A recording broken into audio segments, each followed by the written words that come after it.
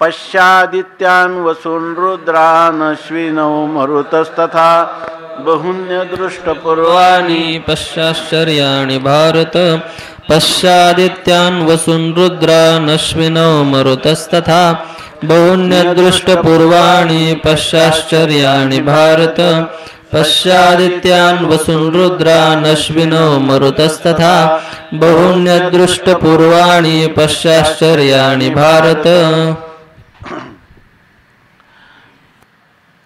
पश्य आदित्यान् वसून् रुद्रान् अश्विनौ मरुतः तथा बहुनी अदृष्टपूर्वाणि पश्य आश्चर्यानि भारत। हे भारत, आदित्यान् वसून् रुद्रान् तथा अश्विनौ मरुतः बहुनी अदृष्टपूर्वाणि आश्चर्यानि पश्य। हे भारत, हे अर्जुना, बहुनी अनेक प्रकारची अदृष्टपूर्वाणी, अदृष्टपूर्वाणी म्हणजे पूर्वी ज्यांना पाहिलं नाही अशा प्रकारची आश्चर्यानी, अशा प्रकारचे आश्चर्य तू पहा। कोण काय? आदित्यान पश्य, हे आदित्य म्हणजे द्वादश आदित्य, 12 आदित्य हे तू पहा। वसून हे अष्टवसू, तेही ह्या विश्वरूप दर्शनामध्ये तू पहा। रुद्रान हे जे का किती 11 रुद्र, ते 11 रुद्रही ह्या माझ्या स्वरूपात पहा। अश्विनौ आणि हे 2 अश्विनी कुमार तेही पहा। तथा मरुतः आणि त्याचप्रमाणे हे 49 असणारे मरुद्गण तेही तू या ठिकाणी पहा, की जे अदृष्टपूर्वानी पूर्वी पाहिलेलं नाही आणि पुन्हा आश्चर्याने अत्यंत चमत्कृतीपूर्ण असणारी ही रूप तू पश्य, तू पहा। पण याच्यामध्ये त्यालाच संबोधन कोणतं देतात? भारत, तू हे भारता अर्जुना। प्रत्येक आपल्याला त्याचं चिंतन होत नाही, पण प्रत्येकाचं विशेषण दिलेलं आपलं योग्य विशेषण भगवान अर्जुनाला योजतात। इथं भा म्हणजे ज्ञान आणि भारत म्हणजे ज्ञानामध्ये रममाण होणाऱ्या हे अर्जुना, तू ही पूर्वी कधीही न पाहिलेली जी आश्चर्यकारक असणारी अशी सर्व प्रकारची रूप, की ज्याच्यामध्ये तुला 49 मरुद्गण, अष्टवसू, 12 आदित्य हे सर्वच्या सर्व पाहायला मिळतील, ते तू पहा। आणि अर्जुन भारत असल्यामुळं त्या ठिकाणी तो त्या रूपाचं काय करील? अवलोकन करील। कोणत्या रूपाने करील? ज्ञानदृष्टीनं अवलोकन करील। जेथ उन्मीलन होत आहे दिठी, तेथ पसरती आदित्यांच्या सृष्टी, पुढती निमीलनी मिठी देत आहाती। जेथ दिठी उन्मीलन होत आहे, ज्या ठिकाणी दृष्टीचं उन्मीलन म्हणजे दृष्टी उघडली जात आहे, जे दृष्टी उघडली विश्वरूपाने, की तेथ आदित्यांच्या सृष्टी पसरती, त्या ठिकाणी हे आदित्य म्हणजे 12 आदित्यांच्या असणारं हे सर्व विश्व म्हणजे 12 आदित्य हे काय होतात? त्याच्या दृष्टीनं दृष्टी उघडली की त्या दृष्टीच्या उन्मीलनाबरोबर 12 आदित्यांची सृष्टी उत्पन्न होते। पुढती निमीलनी आणि पुढा जे विश्वरूपाची जेव्हा दृष्टी झाकते, निमीलन होते म्हणजे डोळे झाकतात, पापण्या झाकतात, त्यावेळेला निमीलनी मिठी देत आहाती, त्यावेळेला ते मिठी देतात म्हणजे त्या स्वरूपामध्ये त्या लीन पावतात। भगवंतानी दृष्टी लीन की आपलं दृष्टी मिटवली की त्या ठिकाणी 12 आदित्य हे लीन होऊन जातात, त्यांचा लय होतो आणि दृष्टी उघडली की 12 आदित्य उत्पन्न होतात। वदनीची वाफे सवे होत ज्वाळामय अघवे, जेथ पावकादिक पावे समूह वसूंचा। वदनीची वाफे सवे, भगवंतानी मुखातून त्याच्या एकदा वाफ बाहेर पडली, मुखातून त्यांनी एक सुस्कारा टाकला की त्या मुखातून येणारी जे वाफ आहे त्या वाफेबरोबरच आगवे ज्वाळामय होतं, संपूर्णच्या संपूर्ण ज्वालामय अग्निस्वरूप होऊन जातं। आणि जेथ ज्या ठिकाणी पावकादिक समूह वसूंचा समूह पावे आणि त्या ठिकाणी अग्नी इत्यादी अष्टवसू आणि अग्नी असं घ्यावं असं लिहिलेलं आहे. आणि ह्या अष्टवसूंचा समूह म्हणजे संपूर्ण संघात या ठिकाणी प्राप्त होतो म्हणजे उत्पन्न होतो. त्याच्या तोंडातून एक वाफ बाहेर पडली का सर्व जणू काही पेटलेलं आहे असं ज्वालामय असं दिसतं. आणि त्याच वेळेला ह्या ज्या अष्टवसू आहेत तेही उत्पन्न होतात. पावकादिक पावे अग्नी आणि अष्टवसूंचा समूह हे संपूर्ण उत्पन्न होतं. आणि भ्रूलतांचे शेवट कोपे मिळो पाहती एकवट तेथ रुद्रगणांचे संघाट अवतरत देखे. आणि याशिवाय भ्रूलता म्हणजे त्याच्या ज्या भुवया आहेत त्या परमात्म्याच्या भुवयाचे जे शेवटचा भाग आहे म्हणजे बाहेरचा शेवटचा भाग आहे तो कोपे रागाने जेव्हा एकवेट मिळो पाहती त्या ज्या भुवया आहेत त्या जेव्हा दोन एकमेकाला मिळो पाहती म्हणजे भिडतात त्यावेळेला रुद्रगणांचे संघाट त्यावेळेला हे रुद्र द्वादश रुद्र ना हे आपले एकादश रुद्र तर हे 11 रुद्र जे आहेत त्या 11 रुद्रगणांचे रुद्रसमूहांचे जे एकत्रीकरण आहे म्हणजे त्यांचा समुदाय आहे तो अवतरत देखे. जेव्हा त्या भिवया एकमेकाला भिडतात त्याच वेळेला म्हणजे उंचावतात तर त्याच वेळेला आपोआप हे रुद्रांचा एकादश रुद्र या ठिकाणी त्यांचा समूह तो अवतरत देखे म्हणजे तो आपोआप उत्पन्न होतो म्हणजे रुद्र उत्पन्न होताना दिसतात. पै सौम्यतेचा ओलावा मितीने निजे आश्विनव देवा श्रोत्री होती पांडवा अनेक वायू. सौम्यतेचा ओलावा आता परमात्मा जो आहे ना तर त्याचं सौम्य परंतु त्या सौम्यपणाची जी मर्यादा आहे म्हणजे परमात्मा जसा विकट रूपाने दिसतो तसा सौम्य पण तो आहे परंतु त्याचं सौम्यतेचं जे स्वरूप आहे तर ते स्वरूप आहे त्याची मिती म्हणजे त्या किती सौम्यता आहे याची मर्यादा. आश्विनव देवाने निजे हे जे अश्विनी कुमार आहेत म्हणजे आयुर्वेदचे जे मूळचे संस्थापक आहेत तर त्यांना देखील ह्या सौम्यतेचा ओलावा त्याचा काय जिव्हाळा आहे किंवा त्याची सौम्यता किती प्रमाणात आहे हे याची मर्यादा अश्विनी देवांनाही कळत नाही. म्हणजे परमात्मा तुझा अवघे होऊ येते. परमात्म्याला जसं विकट रूप धारण करता येतं तसं सौम्य रूप पण आहे आणि ते सौम्य रूपाचं जर मर्यादा पाहायची झाली तर त्याचं वर्णन किंवा त्याचं आकलन हे अश्विनी कुमारांना देखील होत नाही. हे माऊलीने लिहिलेले आहे. आणि वर जर पाहिलं मूळ श्लोकात तर हे सगळे जे आहेत हे सगळे विश्वरूपामध्ये उत्पन्न होतात आणि भगवंताने संकल्प केला की हे उत्पन्न होतात आणि संकल्प आटोपला की हे सगळे लीन होतात किंवा या सर्वांचा लय होतो असा अर्थ आहे. परंतु माऊली या ठिकाणी सांगतात की त्यांचे सौम्य रूप जे आहेत त्या सौम्य रूपामध्ये अश्विनी देवांना देखील त्याचं परिमाण किंवा त्याची मर्यादा कळत नाही.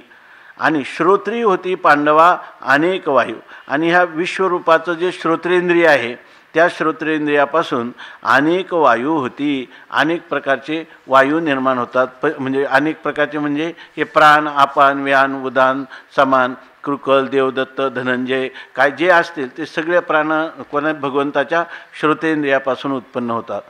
यापरी एकेकाचे लिळे जन्मती सुरसिद्धांची कुळे आयशी अपारे आणि विशाळे रूपे ये पाही.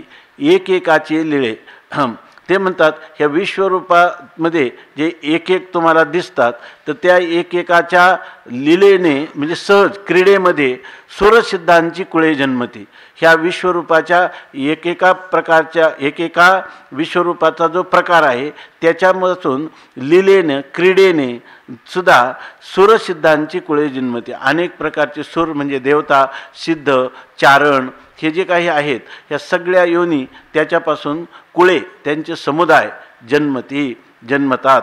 ऐशी अपारे आणि विशाळे रूपे ये पाही. अशी ह्या विश्वरूपातली अपार म्हणजे ज्यांचा पार नाही मर्यादा नाही आणि विशाळे आणि इतका विशाल आहेत म्हणजे इतका मोठा त्यांचा विस्तार आहे अशी ही विश्वरूप दर्शनाच्या संबंधाने असणारे हे रूप म्हणजे नाना प्रकारचे आकार वर्ण यांनी पुष्कळ प्रकाराने असणारी माझी रूप ये, ही रूप पाही, तू अर्जुना पहा. आता याचं वर्णन करतात की जया ते सांगावया वेद बोबडे, पाहावया काळाचेही आयुष्य थोकडे, धातयाही परी न सापडे ठाव जयाचा.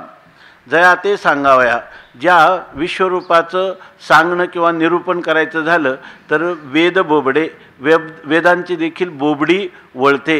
म्हणजे वेदांना देखील ह्या विश्वरूपाचं पूर्णरूपाने सांगरूपाने वर्णन करता येत नाही, म्हणून वेदाची बोबडी वळते असं सांगतात. पाहावया काळाचेही आयुष्य थोकडे. आता हे विश्वरूप पाहायचं काळाने ठरवलं, कारण काय हे कालोही दुरतिक्रम, काळाचं कोणी आक्रमण करू शकत नाही किंवा उल्लंघन करू शकत नाही. परंतु कोणाच्यानी ज्या काळाचं उल्लंघन होत नाही तो काळ जर म्हणला की मी आता विश्वरूपाचं पूर्ण रूपाने दर्शन घेईल, तर ते काळाचेही आयुष्य थोकडे. त्या काळाचं सुद्धा आयुष्य काय होतं, कमी पडतं. हे धातयाही परी न सापडे ठाव जयाचा. व्यवहाराच्या दृष्टीनं पाहिलं तर ही काय आहे, अतिशयोक्ती आहे. कारण वेदाचं ज्ञान व्हायला शास्त्रयोनित्वात, शास्त्राच्या द्वारा परमात्म्याचं ज्ञान होईल. जन्माद्यश यतः हे जर पाहिलं, अथा तो ब्रह्मजिज्ञासा, तर हे ब्रह्माला जाणून घ्यायचं म्हटलं तर चतुसूत्रीमधलं कोणतं सूत्र, तिसरं सूत्र सांगतं शास्त्र योनित्वात आणि तत्व समन्वयात, ही चतुसूत्री सांगते. पण धातया जया ते इथं काय म्हणतात, वेद सुद्धा बोबडे झाले. म्हणजे व्यावहारिक दृष्टीनं पाहिलं तर ही अतिशयोक्ती आहे आणि तत्वदृष्टीनं पाहिलं तर हे यथार्थ आहे. जया ते सांगावया वेद बोबडे, पाहता काळाचे आयुष्य थोकडे. काळाचं आयुष्य थोडंच आहे, तत्वदृष्टीनं पाहिलं तर थोडंच आहे. व्यवहार दृष्टीनं पाहिलं तर काळ कसा आहे, काय झालं पहा, इथं ह्याच अध्याय सांगणार आहे. पहा केवढा पसरला असे चवडा, करून या माझी वडा आकार गजू, असं त्याचं वर्णन केलेलं आहे. परंतु ह्या विश्वरूपाचं वर्णन करत असताना सांगतात की काळाचं सुद्धा आयुष्य तिथं थोकडं म्हणजे कमी पडतं. म्हणजे काळाला कधीही विश्वरूपाचा ठाव लागू शकत नाही, वेदालाही लागू शकत नाही. वेद जाणो गेला पुढे मौनावला, ते गुह्य तुझला प्राप्त कैचे. जया ते वेदत्रयी कधी नायिके, नाही काय धातयाही परीन सापडे ठाव जयाचा. आणि जो धाता आहे म्हणजे ब्रह्मदेव आहे, त्याला जयाचा ठाव न सापडे. ज्याचं मूळभूत ठिकाण किंवा स्वरूप, त्याचं विश्वरूपाचं पूर्ण आकलन किंवा विश्वरूपाच्या स्वरूपाचं पूर्ण आकलन धातयाही न सापडे. अहो त्याला नुसतं तो ब्रह्मदेवाच्या नाभीपासून उत्पन्न झालेला, आपलं भगवान विष्णूच्या नाभीपासून उत्पन्न झालेला ब्रह्मदेव जेव्हा ठाव घेतो तर त्याला त्या भगवंताच्या नाभी कमलाचा देखील ठाव लागला नाही. आहे ना काय नाटाच्या अभंगामध्ये कुठं आहे, ब्रह्मदेवाला भगवंताच्या नाभी कमलातून झालं तर देठ कुठे, मूळ कुठे पाहायला गेला तर त्याला ते सापडलं नाही. तर त्याला ह्या विश्वरूपाचा ठाव लागेल का? धातयाही परीन सापडे ठाव जयाचा. जया ते वेदत्रयी कधी नायिके, ये प्रत्यक्ष देखा अनेके, भोगी आश्चर्याची कौतिके महासिद्धी. आता म्हणतात जया ते वेदत्रयी कधी नायिके. इथे एक पाठभेद आहे आणि तो पाठ आहे देवत्रयी कधी नायिके, असा एक पाठभेद आहे. बरोबर ना? वेदत्रयी आणि देवत्रयी असा एक पाठ आहे. वेदत्रयी म्हणजे 3 वेद, म्हणजे ऋग्वेद, यजुर्वेद आणि सामवेद. याच्यामध्ये पूर्वीच्या ह्याच्यामध्ये वेदत्रयी असंच म्हणतात, कारण 9व्या अध्यायामध्ये एक श्लोक आहे की त्याच्यामध्ये गीतेच्या काळातसुद्धा वेदत्रयी हाच शब्द आहे. आपण म्हणतो चतुर्वेद, परंतु हा जो अथर्ववेद आहे त्या अथर्ववेदामध्ये जारण मारण उच्चाटन आदी सांगितल्यामुळं असं काही लोक म्हणतात आणि त्याचा काळ भिन्न आहे. जे लोक अपौरुष हे वेदाचा काळ ठरवतात तर त्याच्यामध्ये ते म्हणतात की मूळचे वेद काय आहे, 3च आहे. अथर्ववेद नंतरचा आहे आणि तो सुद्धा जरी त्याच्यामध्ये अपौरुषेयता असली तरी तो जारण मारण उच्चाटनादिकांचं वर्णन करणारा असल्यामुळं काही जे काही जुने द्रष्टे ऋषी परंपरेतलं तर त्यांनी ही वेदत्रयी मानलेली आहे. आणि इथं वेदत्रयी कधी नाही के म्हणजे वेदत्रयाला ते कधीच त्यांनी कानावर सुद्धा त्यांच्या गेलेलं नाही हे विश्वरूप. किंवा देवत्रयी म्हणलं तर ब्रह्मा, विष्णू आणि महेश ह्या तिघांनीही कधी ह्या विश्वरूपाचं कानावर सुद्धा गोष्ट घेतली नाही. इतकं हे दुर्मिळ आहे. तिये ये प्रत्यक्ष देख्या अनेके.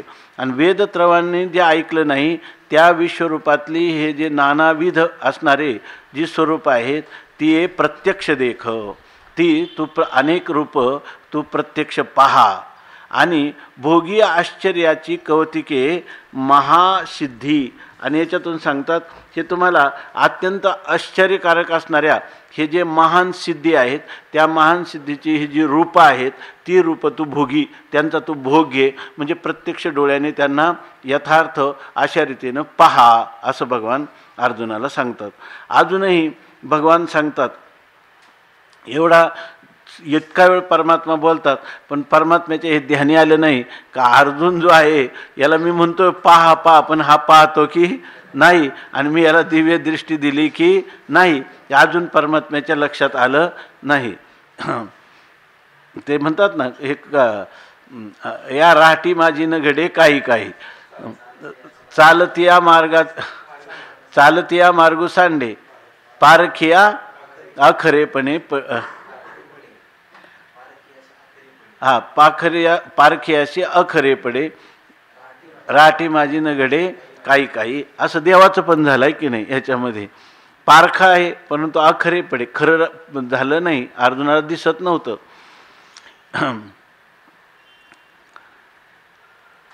अर्जुना म्हणतो कौतुकाने तू हे आश्चर्य काय हे चमत्कृती आहे ते भोगायला दिसतच नाही तर भोग कुठला त्याची अशी स्थिती झाली. तरी भगवान म्हणतातच पुन्हा